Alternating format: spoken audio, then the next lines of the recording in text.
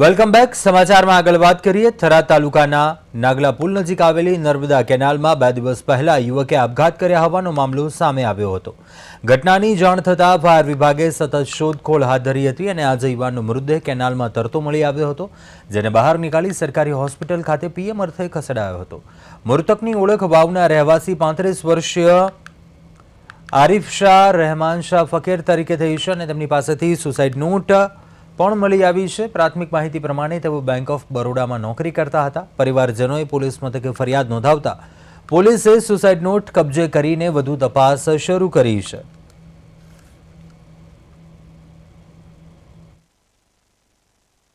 મારા બનેવીને માહિતી મળતા કેનાલ ઉપર અમે પહોંચી ગયા અને અમારા ભોણેજે અમને ફોન કર્યો કે કેનાલ ઉપર બનેવી પડી ગયા. મારા બનેવી થાય છે આરિફ શાહ રહેમાન શાહ ફકીર. એમની જાણ થતાં અમે ત્યાં પહોંચ્યા.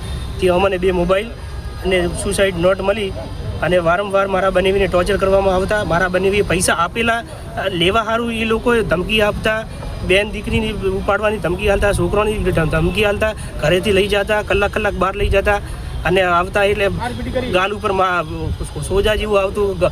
નાહીને આવતા તો મારી બેને જોયું કે મોઢામાં પટ્ટાના નિશાન હતા અને મારકૂટ કરતા.